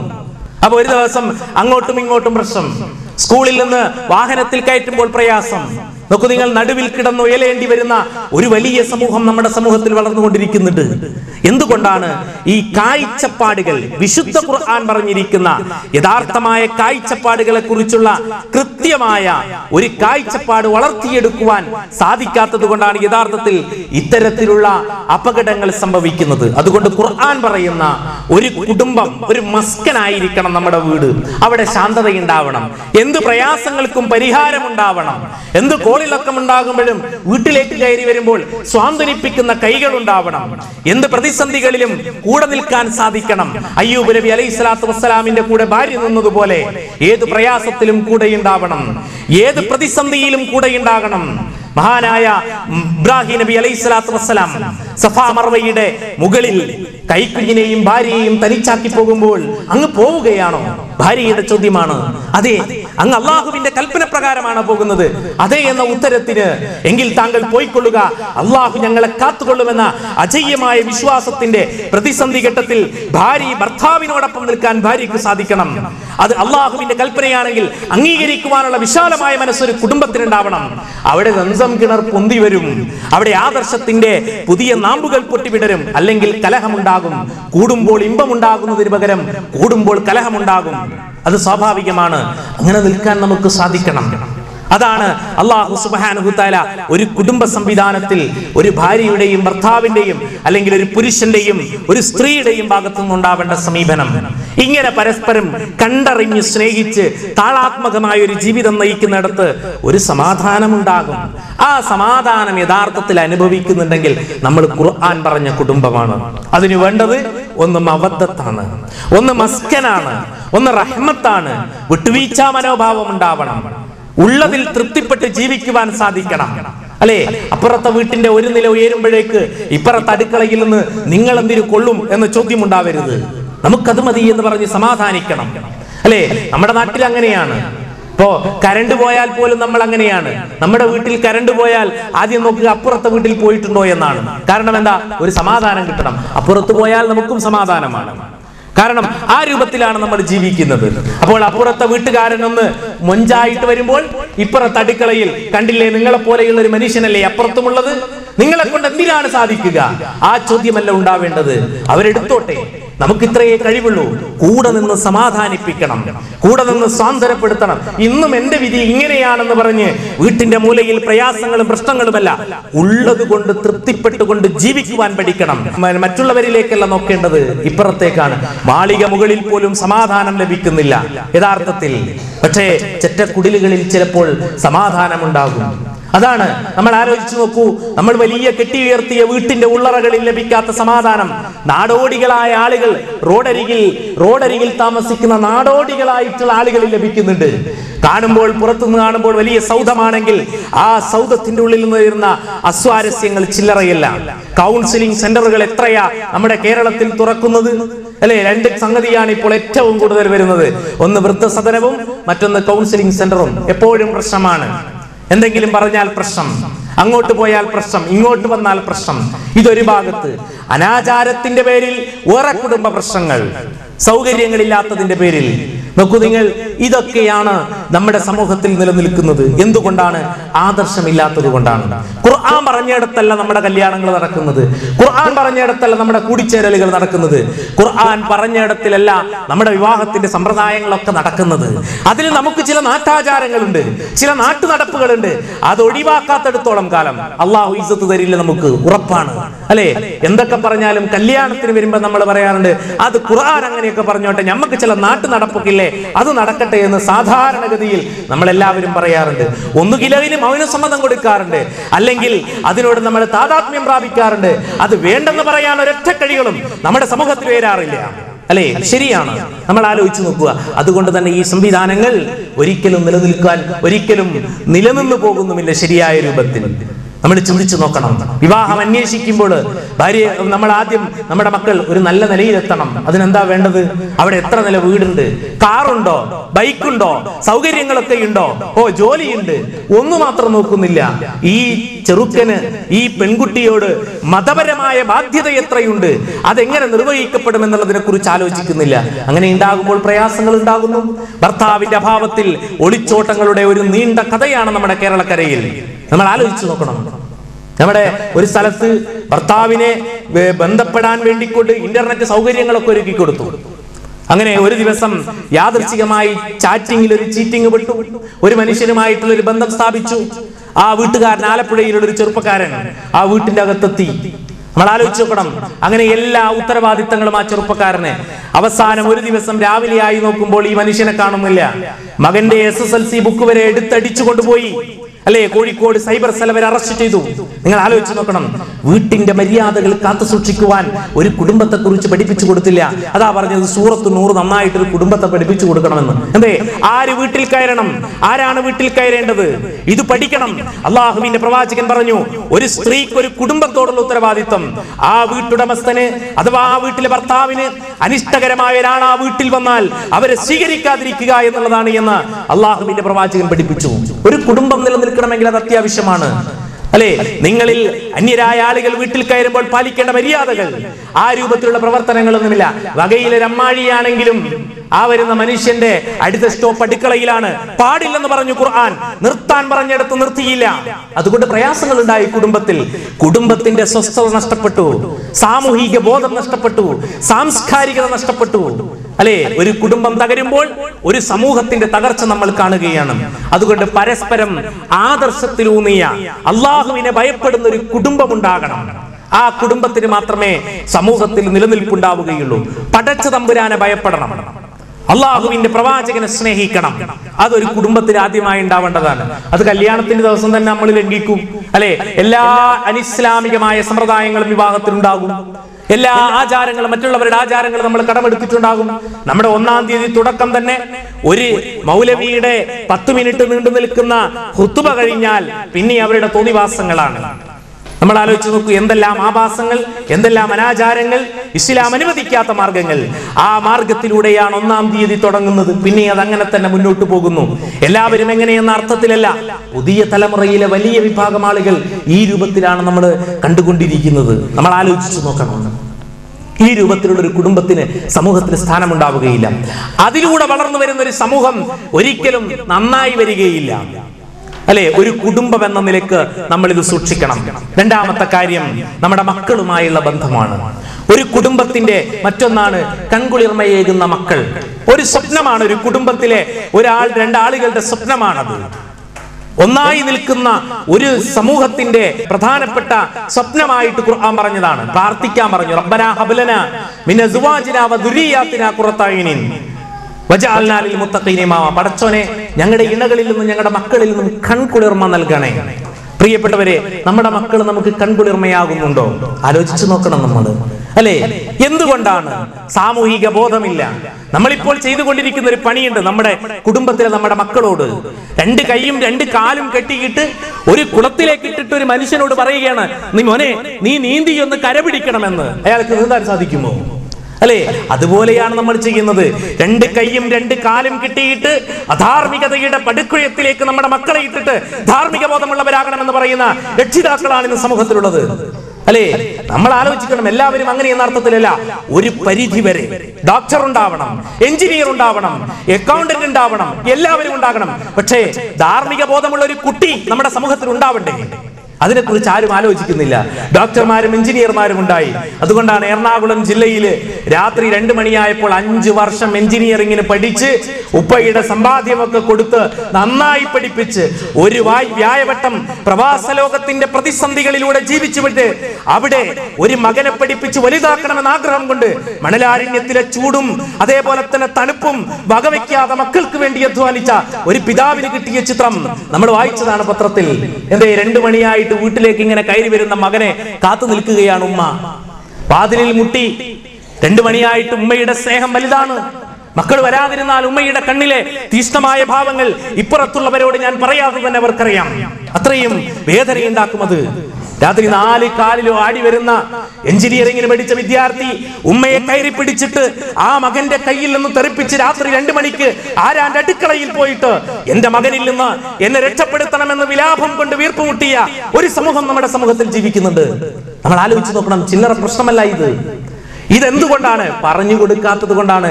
ഖുർആൻ അത് പഠിപ്പിച്ചിട്ടില്ലേ? ഉപ്പയുടെ ബാധ്യതയായിട്ട് ഖുർആൻ പഠിപ്പിച്ചിട്ടില്ലേ?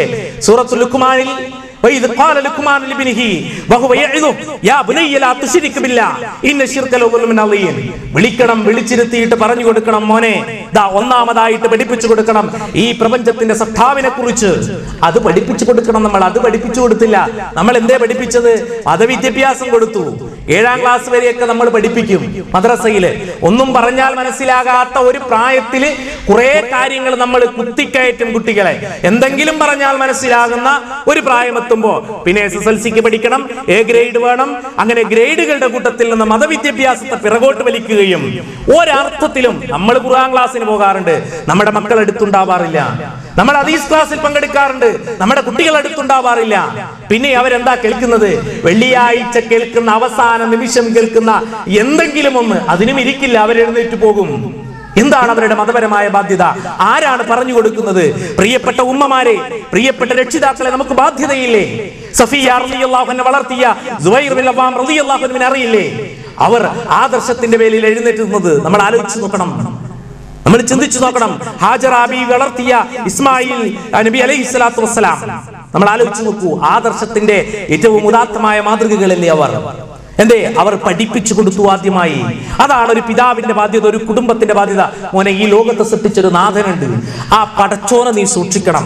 അതിലൊന്നാമത്തെ നീ ചെയ്യേണ്ടത് അവനിൽ പങ്കുചേർക്കരുത്. ഒരുപാട് അന്ധവിശ്വാസങ്ങൾ ചുറ്റുപാടുമുണ്ടാകും. ആ അന്ധവിശ്വാസങ്ങളിൽ നീ ലാ ഇലാഹ ഇല്ലല്ലാഹ് ഉൾക്കൊള്ളുന്ന ഒരു മനുഷ്യനായി ജീവിക്കാൻ പഠിക്കണമെന്ന് പഠിപ്പിച്ചു കൊടുക്കണം. അത് നമ്മൾ പറഞ്ഞു കൊടുക്കാറുണ്ടോ? അറിയാതെ പോലും ചിലപ്പോൾ നമ്മളോട് പറഞ്ഞു പോകാറില്ലല്ലോ, അല്ലേ? എന്തെങ്കിലും ഉണ്ടെങ്കിൽ ആ പരിപാടിയിൽ എന്റെ മകനും കൂടെ ഈ അടുത്ത സീറ്റിൽ ഉണ്ടാകണമെന്ന് നാം നിർബന്ധം പിടിക്കാറില്ല. നമ്മൾ ആലോചിച്ച് നോക്കൂ. കുട്ടിയായിരിക്കുമ്പോൾ ഇബ്രാഹിം നബി അലൈഹി സ്വലാത്തു വസ്സലാം ഇസ്മായിൽ നബി അലൈഹി സ്വലാത്തു വസ്സലാമിനെ കൂട്ടി നടന്നു, കഅബയുടെ നിർമ്മാണത്തിൽ കൂട്ടി നടന്നു. അവസാനം എന്റെ പൊന്നുമോനെ, നിന്നെ അറുക്കണമെന്ന് അള്ളാഹു എന്നോട് കൽപ്പിക്കുന്നു, ഞാൻ എന്ത് ചെയ്യണം? ഉപ്പയുടെ വാക്കുകൾ തള്ളിക്കളയാൻ കഴിയാത്ത ആ പുന്നാരമോൻ, ആദർശത്തിൽ അധിഷ്ഠിതമായി വളർന്ന ആ പുന്നാര കുട്ടി പറഞ്ഞത് എന്താണ്? ഉപ്പ, അള്ളാഹു എന്താണോ നിങ്ങളോട് പറഞ്ഞിരിക്കുന്നത് അത് നിങ്ങൾ ചെയ്തോളൂ, എനിക്കൊരു പ്രശ്നവുമില്ല. ക്ഷമിക്കുന്നവരിൽ എന്നെ കാണാൻ സാധിക്കും, ക്ഷമിക്കുന്നവരിൽ എന്നെ കാണാൻ സാധിക്കും. ആലോചിച്ചു നോക്കൂ നമ്മൾ, അല്ലേ? അതൊരു കുടുംബമാണ്, ആദർശ കുടുംബം. ഇനിയോ അത് മാത്രമല്ല, ചിലപ്പോൾ മക്കൾ നന്നാവില്ല, ചിലപ്പോൾ എത്ര പറഞ്ഞാലും നന്നാവില്ല. പക്ഷെ പറയുക എന്നൊരു ബാധ്യത നമുക്കില്ലേ? ഏതുപോലെ നൂഹ് നബി അലൈഹി സ്വലാത്തു വസ്സലാമിന്റെ മകനോട് നൂഹ് നബി അലൈഹി സ്വലാത്തു വസ്സലാം കപ്പലിൽ കയറാൻ പറഞ്ഞു, കയറിയില്ല, അല്ലെ? അവര് പോയി. പക്ഷെ ഒരു കപ്പൽ ഉണ്ടാക്കിയിട്ട്, മോനെ ഇതാ ഇത് രക്ഷപ്പെടുന്ന ഒരു കപ്പലാണ്, ഈ കപ്പലിൽ നീ കയറണമെന്ന് പറയാൻ ധാർമ്മികമായ ബാധ്യത എനിക്കും നിങ്ങൾക്കുമില്ലേ ഈ സമൂഹത്തോട്? ഉണ്ടെന്നാണ് ഖുർആൻ പറയുന്നത്. നമ്മൾ കപ്പലും ഉണ്ടാക്കുന്നില്ല, ആ കപ്പലിൽ കയറിയിട്ട് ദാ ഈ കപ്പലിൽ കയറിയാൽ അള്ളാഹുവിന്റെ അടുത്ത് നിനക്ക് രക്ഷപ്പെടാമെന്ന് പറഞ്ഞു കൊടുക്കുന്ന പിതാവും മാതാവും ഇല്ല. എൻട്രൻസിന് പറഞ്ഞേക്കാൻ എന്തൊരു ഉത്സാഹമാണ്! രാവിലെ തന്നെ വേണ്ടെന്നല്ല, എല്ലാം സമൂഹത്തിന് ആവശ്യമാണ്. പക്ഷേ ഖുർആൻ പഠിക്കുന്ന ഒരു സമൂഹം ഉണ്ടാവണ്ടേ? അതുകൊണ്ടാണ് ഖുർആൻ പറഞ്ഞത്, ആദ്യം നിങ്ങൾ സ്രഷ്ടാവിനെ കുറിച്ച് പഠിപ്പിച്ചു കൊടുക്കണം. ഇഖ്റഅ ബിസ്മി റബ്ബിക്കല്ലദീ ഖലഖ ഖലഖൽ ഇൻസാന മിൻ അലഖ് ഇഖ്റഅ വറബ്ബുക്കൽ അക്രം അല്ലദീ അല്ലമ ബിൽ കലം. നിങ്ങൾക്ക് ഈ അത്യുദാത്തമായ എല്ലാ കാര്യങ്ങളും ചെയ്തു തന്നിരിക്കുന്ന സ്രഷ്ടാവിനെ കുറിച്ചുള്ള പഠനം ഒന്നാമതായിട്ട് പഠിപ്പിച്ചു കൊടുക്കണം. അതാണ് പിതാവായ ലുക്മാനുൽ ഹക്കീം തന്റെ മകനോട് പറഞ്ഞ ഒന്നാമത്തെ ഭാഗം. യാ ബുനയ്യ, എന്റെ പൊന്നാര മോനെ, ഇതാ അള്ളാഹുവിൽ നീ പങ്കു ചേർക്കരുത്. ഒരുപാട് ആളുകൾ വിദ്യാഭ്യാസ കേമന്മാർ, അവർ ആൾ ദൈവങ്ങളുടെ പിന്നാലെ പോകുന്നു. അവർ സമൂഹത്തിലെ ഒരുപാട് സ്വസ്ഥതയ്ക്ക് വേണ്ടിക്കൊണ്ട് പല വഴിയിലും പോകുന്നു. മുസ്ലിം സമൂഹത്തിലുള്ള വിദ്യാർത്ഥികൾ, ഡോക്ടർമാർ, എഞ്ചിനീയർമാർ സമാധാനത്തിന് വേണ്ടിക്കൊണ്ട് ത്വരീഖത്തുകളുടെ വഴിയിൽ പോകുന്നു. നിലമ്പൂരിലെ കാടുകളിൽ ജീവിച്ചു കൊണ്ടിരിക്കുന്ന കുറെ മുസ്ലിങ്ങളുണ്ട്. അവരിൽ മഹാഭൂരിഭാഗവും നല്ല എഡ്യൂക്കേറ്റഡ് ആയിട്ടുള്ള ആളുകളാണ്. എന്തുകൊണ്ടാണ്? നമ്മൾ ആലോചിക്കണം. ത്വരീഖത്തിന്റെ വഴികളിലേക്ക്, സൂഫിസത്തിന്റെ വഴികളിലേക്ക്, യഥാർത്ഥമായ ഇസ്ലാമിന്റെ വഴിയിൽ നിന്ന് മാറി അന്ധവിശ്വാസത്തിന്റെ പടുകുഴിയിലേക്ക് സമാധാനമില്ലാതെ ലയുന്ന വിദ്യാർത്ഥികൾ പോയിക്കൊണ്ടിരിക്കുന്നത് എന്തുകൊണ്ടാണ്? നമ്മൾ പഠിപ്പിച്ചു കൊടുക്കേണ്ട ആദർശം പറഞ്ഞു കൊടുക്കാത്തത് കൊണ്ടാണ്. അത് നമ്മുടെ ബാധ്യതയാണ്. രണ്ടാമത്തത് എന്താ പറഞ്ഞത് ലുഖ്മാൻ ഹക്കീം? ഇതാ മോനെ, വവസ്സൈനൽ ഇൻസാന ബിവാലിദൈഹി, ഇതിന്റെ ഉപ്പയാണ്, ഇത് നിന്റെ ഉമ്മയാണ്. പറഞ്ഞു കൊടുക്കണ്ടേ? നമ്മൾ കഷ്ടപ്പാടിന്റെ വേദനകൾ അവരെ പഠിപ്പിച്ചു കൊടുക്കണ്ടേ? ഇതാ നിന്നെ ഒരുപാട് പ്രയാസം സഹിച്ച് പ്രസവിച്ച നിന്റെ ഉമ്മയാണിത്. ആ ഉമ്മയോട് നീ നന്നായി പെരുമാറണം. ഇത് നിന്റെ ഉപ്പയാണ്. പ്രവാസ ലോകത്ത് ഒരുപാട് കാലം ഇവിടെ നമുക്ക് മണിമേടകൾ പണിത് നിന്നപ്പോൾ ഒരു സുഖവുമില്ലാതെ റൂമിന്റെ അകത്തളങ്ങളിൽ കഴിഞ്ഞുകൂടിയിട്ടുള്ള ഉപ്പയാണിത്. ഉപ്പയോട് നിനക്ക് ബാധ്യതയുണ്ട്. പറഞ്ഞു കൊടുത്തു നമ്മൾ ആലോചിക്കണം. എന്നിട്ട് പറഞ്ഞു, യാ ബുനയ്യ ഇന്നഹാ ഇൻ തകും മിസ്കാല ഹബ്ബത്തിൻ മിൻ ഖർദൽ, മോനെ, ഒരു കടുകുമണിയുടെ വലിപ്പത്തിലുള്ള തെറ്റ് നീ ചെയ്താൽ, നീ എന്നിട്ടത് പാറയ്ക്കുള്ളിലോ ഭൂമിയിലോ ഏത് ദുനിയാവിൽ കൊണ്ടുപോയി വെച്ചാലും അത് പടച്ചോൻ കൊണ്ടുവരും. അത് പടച്ചു തമ്പുരാൻ കൊണ്ടുവരും. നാളെ പരലോകത്ത് കൊണ്ടുവരും. നമ്മൾ പറഞ്ഞു കൊടുത്തിട്ടുണ്ടോ? നല്ല മൊബൈലുകൾ നമ്മൾ സമാനമായി കൊടുത്തിട്ടില്ലേ? എനിക്കറിയാം, ഒരു വിദ്യാർത്ഥിയുടെ കയ്യിൽ 5 മെമ്മറി കാർഡുകൾ. ഒരു മെമ്മറി കാർഡ് അത് അവന്റെ വീട്ടിൽ സൂക്ഷിക്കാനുള്ളതാണ്. നല്ല മൗലവിമാരുടെ പ്രസംഗം നമ്മൾ വിചാരിക്കും പോലെയല്ല. നല്ല മക്കളാണ്, ഭയങ്കര ഫോർവേഡാണ് ചിലപ്പോൾ തിന്മയിലൊക്കെ. എന്നിട്ട് അവര് ഉപ്പ എടുത്തു നോക്കുമ്പോൾ എന്താ, നല്ല ഉഷാറാണ്, നല്ല വയലാണ്, നല്ല ഖുർആനാണ്, പ്രയാസമൊന്നുമില്ല. ഈ കുട്ടിയെ കുറിച്ച് ഒരാൾ പരാതി പറഞ്ഞാൽ, അങ്ങനെയൊന്നുമില്ല, എന്റെ മോൻ നല്ല ഉഷാറാണ്, അവന്റെ മൊബൈലിൽ അങ്ങനെ വൃത്തികേടൊന്നുമില്ല. കൂട്ടുകാരുടെ അടുത്തെത്തുമ്പോൾ ഇതെടുത്തിട്ട് വേറൊന്നിടും, അതിൽ മഹാവൃത്തികേടാണ്. ആലോചിച്ചു നോക്കണം. വാങ്ങിക്കൊടുക്കുമ്പോൾ പറയണം, ഇതാ ഇതിന് ഉപകാരമുണ്ട്, ഉപദ്രവമുണ്ട്. ഇത് നിനക്ക് സ്വർഗമാണ്, നരകമാണ്. വിരൽ തുമ്പുകൾ കൊണ്ട് നിനക്ക് സ്വർഗവും നരകവും വാങ്ങാം. നിന്റെ കണ്ണുകൾക്കൊരു ധർമ്മമുണ്ട് മോനെ, നിന്റെ കാതുകൾക്കൊരു ധർമ്മമുണ്ട്, നിന്റെ കൈകൾക്കും നിന്റെ കാലുകൾക്കും നിന്റെ ഹൃദയത്തിനും ഒരു ധർമ്മമുണ്ട്. ആ ധർമ്മം ഒന്നാമതായിട്ട് അള്ളാഹുവിനെ സൂക്ഷിക്കുക എന്നുള്ളതാണ്. ആ ധർമ്മം നീ നിർവഹിക്കുന്നില്ല എങ്കിൽ പടച്ച തമ്പുരാൻ എല്ലാ തെറ്റുകളും നാളെ പരലോകത്ത് കൊണ്ടുവരും. ഈ മൊബൈൽ ഫോൺ വാങ്ങിത്തരുമ്പോൾ, അല്ലെങ്കിൽ ഈ കമ്പ്യൂട്ടർ വാങ്ങിത്തന്ന്, ഈ ലാപ്ടോപ്പ് വാങ്ങിത്തന്ന്, ഇന്റർനെറ്റ് സൗകര്യങ്ങൾ നിനക്ക് ഒരുക്കി തരുമ്പോൾ, ഒരു വേള ഒരു പക്ഷേ നിനക്ക് ഈ ഉപ്പയെ പറ്റിക്കാം, നിനക്ക് ഉമ്മയെ പറ്റിക്കാം, നിനക്ക് നിന്റെ അധ്യാപകരെ പറ്റിക്കാം, നിന്റെ കൂട്ടുകാരെ പറ്റിക്കാം. പക്ഷേ ഉറക്കമില്ലാത്ത പ്രപഞ്ചനാഥനെ പറ്റിക്കാൻ നിനക്ക് സാധിക്കുകയില്ല മോനെ എന്ന വിശാലമായ ഒരു വീക്ഷണം നമ്മുടെ മക്കളിൽ ഉണ്ടാക്കിയെടുക്കേണ്ടത് നമ്മളാണ്. രക്ഷിതാക്കളെ ചിന്തിക്കുക. അങ്ങനെ നമ്മൾ പറയാറുണ്ടോ? നമ്മൾ ആലോചിക്കുക, നമ്മൾ ചിന്തിക്കുക. നമ്മുടെ ബാധ്യത അവസാനിക്കുന്നില്ല. ഈ ബാധ്യതകൾ കൃത്യമായി നമ്മൾ പറഞ്ഞു കൊടുക്കണം അവർക്ക്. എന്തെല്ലാം തെറ്റുകൾ, എന്തെല്ലാം വൃത്തികേടുകൾ ചെയ്യുന്നു. ഈ അടുത്ത് ഞാൻ ജോലി ചെയ്യുന്ന സ്ഥലത്ത് നിന്ന് ഒരു അങ്ങകലെ മലപ്പുറം ജില്ലയിലെ ഒരു പ്രസിദ്ധമായ എഞ്ചിനീയറിംഗ് കോളേജിൽ പഠിക്കുന്ന വിദ്യാർത്ഥി, വീട്ടിൽ നിന്ന് ഹോസ്റ്റലിൽ താമസിക്കുന്ന, വൈകുന്നേരം കോളേജ് കട്ട് ചെയ്ത് മാഹിയിലേക്ക് വന്നിട്ട് ആ മാഹിയിൽ നിന്ന് മദ്യക്കുപ്പിയുമായി പോകുമ്പോൾ ഫറൂഖിലെത്തിയപ്പോൾ ഇതിന്റെ ട്രെയിനിന്റെ അവിടെ പ്ലാറ്റ്ഫോമിന്റെ അടുത്തിരുന്നപ്പോൾ പ്ലാറ്റ്ഫോമിൽ കാല് കുടുങ്ങിയിട്ട് കുട്ടി തെറിച്ചുപോയി. കുട്ടിയെക്കാളും വേഗത്തിൽ പൊട്ടിയത് 5 കുപ്പികളാണ്. നമ്മൾ ആലോചിച്ചു നോക്കണം. മുസ്ലിം കുടുംബത്തിലെ നമ്മൾ കാശ് കൊടുത്ത് പഠിപ്പിക്കുന്ന നമ്മുടെ വിദ്യാർത്ഥികളുടെ ചിത്രമാണിത്. ഒറ്റപ്പെട്ട ചരിത്രമല്ല, നല്ലവരുമുണ്ട്, ഇല്ലെന്ന് ഞാൻ പറയുന്നില്ല. പക്ഷേ നാം ഭീതിയോടെ കാണണം ഇതിനെ, അല്ലെ? സ്കൂളിലേക്ക് വന്ന ഒരു കുട്ടിയുടെ നൈറ്റ് ക്ലാസ്, നമ്മുടെ കേരളത്തിൽ 10ാം ക്ലാസ്സിലെ കുട്ടികൾക്ക് നൈറ്റ് ക്ലാസ് ഉണ്ടാവാറുണ്ട്. ഒരു ദിവസം ഒരു കുട്ടി വൈകി വന്നു. അപ്പൊ അധ്യാപകൻ എന്താ മോനെ വൈകിയത്, ഇന്ന പ്രശ്നമാണ്, എന്നാൽ നീ പോയിക്കോ എന്ന് പറഞ്ഞ് സാധാരണ ഇങ്ങനെ ഒരു അടി അടിക്കാറുണ്ടല്ലോ. അങ്ങനെ അടിച്ചപ്പോൾ പാന്റിന്റെ പോക്കറ്റിൽ നിന്നും ഒരു സഞ്ചിക്ക് ഒരു പാക്കറ്റിന് അടി കൊണ്ടു. അതെടുത്തു നോക്കുമ്പോൾ നല്ല മിൽമ പാക്കറ്റ് പോലെ ചാരായത്തിന്റെ പാക്ക്. ഇത് കുടിച്ചിട്ടത് അപ്പുറത്തേക്ക് ഇടാം. ഇത് കിട്ടാൻ വൈകിയത് കൊണ്ടാണ് ഈ കുട്ടി ക്ലാസ്സിന് വരാൻ വൈകിയത്. ആലോചിച്ചു നോക്കൂ, നമ്മൾ ഇത്രമാത്രം അപകടകരമായ വഴിയിലേക്ക് നമ്മുടെ സമൂഹത്തിലെ വിദ്യാർത്ഥികൾ പോകുന്നുണ്ട്. അവിടെ നമുക്ക് ബാധ്യതയുണ്ട്. ഒരു ആദർശ കുടുംബമുള്ള ആളുകൾക്ക് നമ്മുടെ മക്കളും അതുവഴി വരണമെന്ന് നമ്മൾ ആലോചിക്കണം. അതിന് നമ്മൾ പറഞ്ഞു കൊടുക്കണം. അത് എന്റെ മക്കളെ ഞാൻ അങ്ങനെയായിപ്പോയി, അങ്ങനെയല്ല പറയണം നമ്മൾ. അതാണ് ഞാൻ പറഞ്ഞത്. നൂഹ് നബി അലൈഹി സ്വലാത്തു വസ്സലാമിനെ പോലെ മോനെ ഇതിൽ കയറി എന്ന് പറയാനെങ്കിലും നമുക്ക് സാധിക്കണം. എന്ന് പറയാൻ നമുക്ക് സാധിക്കുന്നില്ല. കാരണം നമ്മുടെ വീട്ടിന്റെ അകത്തളങ്ങളിൽ നമ്മളായിട്ടുണ്ടാക്കി വെച്ചിരിക്കുന്ന ചില പ്രതിബദ്ധങ്ങളുണ്ട് നമുക്ക് പറയാൻ, അല്ലേ? എന്താണ് അത്? നമ്മുടെ സംസ്കാരത്തിൽ നമുക്ക് എടുത്തു കളയാൻ കഴിയുന്നില്ല. ധാർമ്മിക ബോധം പരത്തിക്കൊണ്ടിരിക്കുന്ന ഒന്നും നമുക്ക് നമ്മുടെ കുട്ടികൾക്ക് സംഭാവന ചെയ്തു കൊടുക്കാൻ സാധിക്കുന്നില്ല.